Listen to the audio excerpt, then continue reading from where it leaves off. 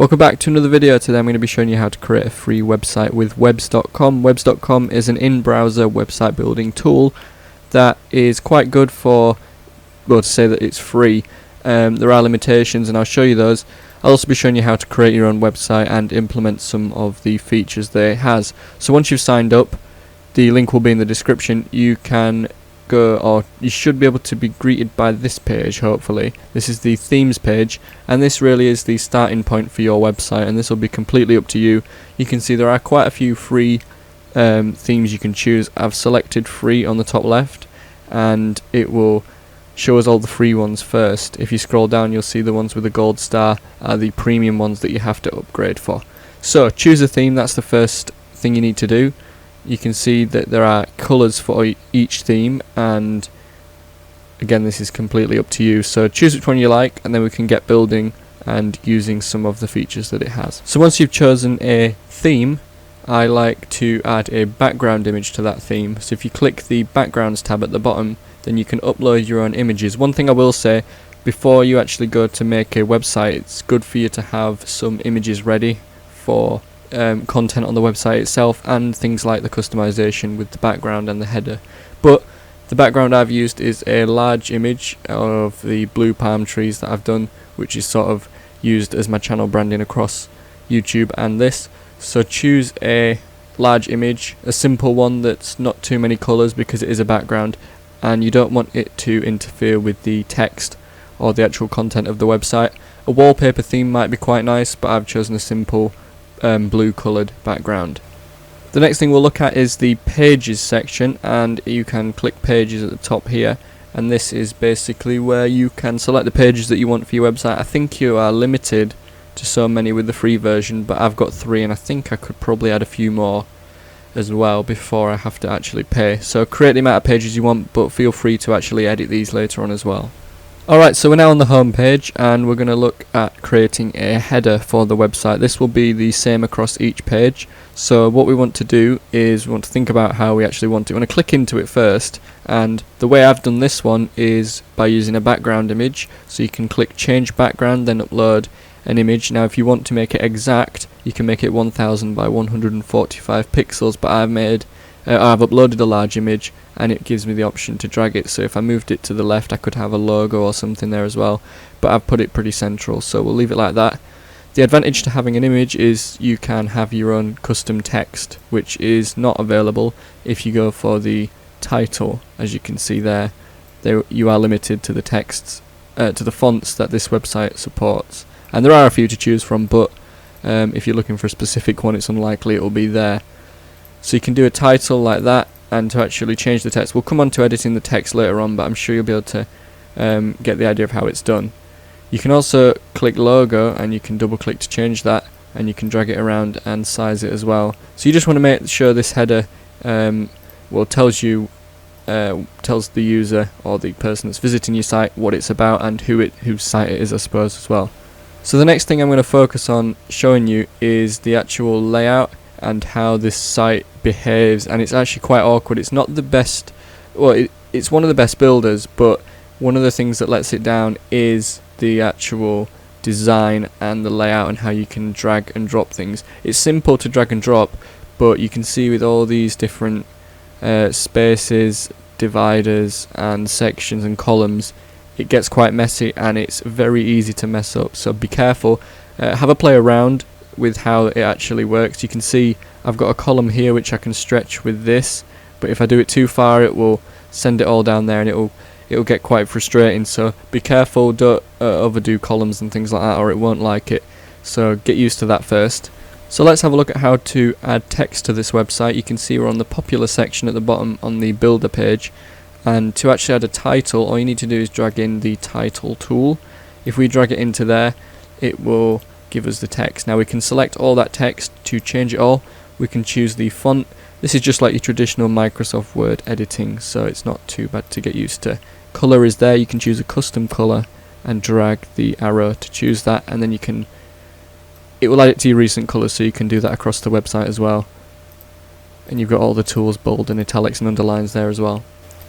So a paragraph is actually really similar. If you drag that in, it basically just defaults the text to a smaller size. So really you could create a title or a paragraph with either box, it doesn't really matter, but it's nice to have it defaulted to smaller so you can see straight away how it'll look as a paragraph. So editing is the exact same, you can center it and send it to the left and things like that. So now we'll look at adding images to the site. You want to drag in the image tool and place it anywhere on the site. We'll put it in this left column, and the first thing we can do with this image is we can align it, so left, right or center. You can also choose the frame. We can add a large frame or we can get rid of it completely. If we get rid of it completely and then double click on it, we'll add an image to the site. We'll go for this one, just anyone, drag it in, and then you can size it as well. Now because of the space that we've added it to, it won't let us do it bigger than this, unfortunately, and you can see it should let us do it, and it might do, but you can see it says we've reached the maximum, and that's just one of the things you'll have to get used to. You'll be able to do it because this site's filled up with stuff, it makes it much more difficult, but you'll get the hang of it. And that's basically it for images. You can link as well, but we'll come on to linking a bit later when we focus on buttons. So as you can see, the site we've got at the moment, this home page, is very static. There's not much movement and there's not much going on. If we go to the media tab and then drag in the slideshow tool, we can actually create a slideshow of images. So we can customize this to the left, to the right, or get rid of thumbnails. I recommend getting rid of thumbnails, and you can actually make it it's like an animation. If you want to make it as a gallery rather than like a slideshow, then you can choose and let the people cycle through the thumbnails as well. But if we get rid of the thumbnails, it'll save us space and it'll look cleaner as well. So you want to double click to add images, and just like before with the image uploader, we can upload some images. I recommend a minimum of 3 for it to get the most effect out of it.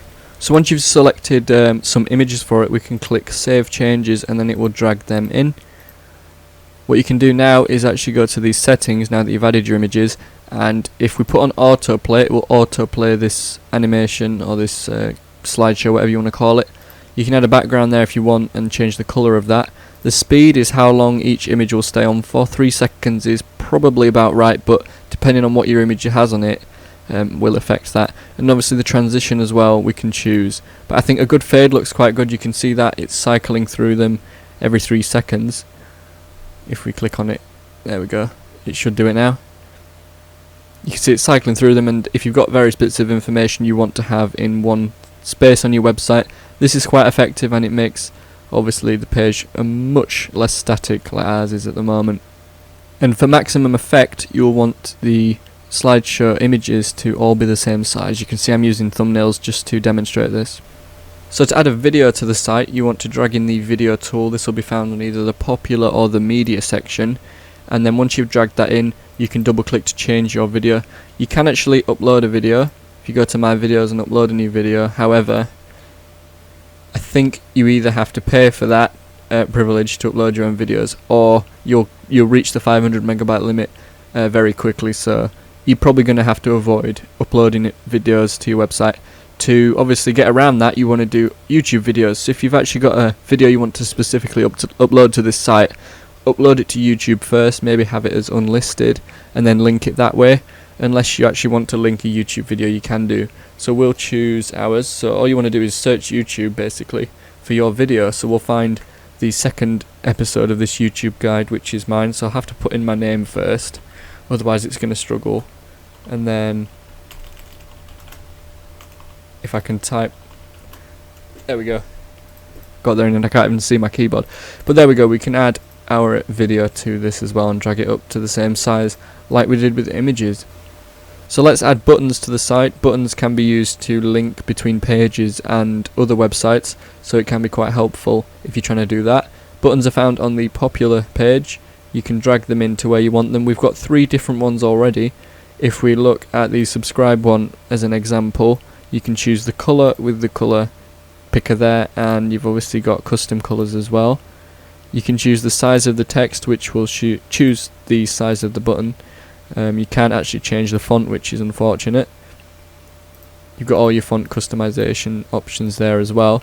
Now to link it, you just want to click link, and then you can see the link I've got at the moment is just a sub confirmation. button, which will mean when they click on it, it'll subscribe to my channel. So if you want to add a link like this for your own channel, I'll show you how to do that in the description. You can copy and paste that. So another option you can do with a button is to link it to a page within your site. So if you click link and then my pages, you can choose one of the pages you've created. I've got mine linked to the free graphics page. You can see it's with the supporting text for that. So if you click on that, it'll take you direct to that page if that's how you want to make your website. Another helpful tool on the website is a contact form. This is on the popular page again, and you can drag that in. I've got one here and we'll use this for the example. First of all, we can choose how the button is displayed. It's just like the buttons before with the colours and the size of the text, but a contact form is really helpful if you want people to be able to contact you, and what this will do is it will send an email with the message they input to the email that you signed up with. And I think you're only allowed 25 per month on the free version, so bear that in mind. If you're a large company, you may have to upgrade if you want unlimited submissions, otherwise you'll hit that limit quite quickly.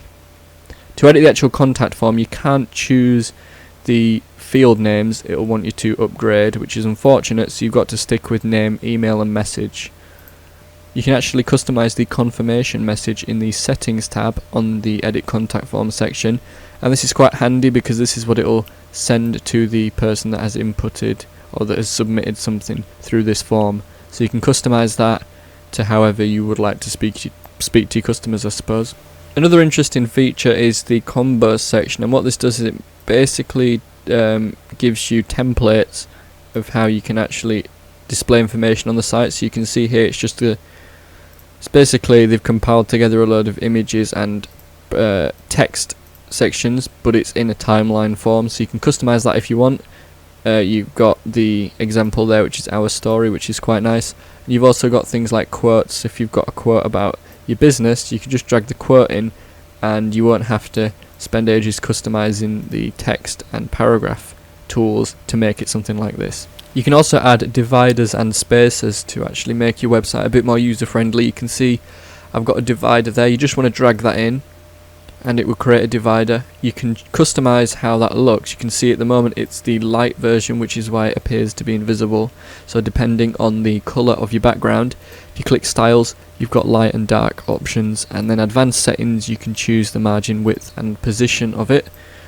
I definitely recommend using these because it breaks up the website. You can also drag in a spacer. I've got one here, and then you can drag the handle to resize and how much space it actually takes up. So this means that text won't be too jammed together and it'll make your website much more user friendly.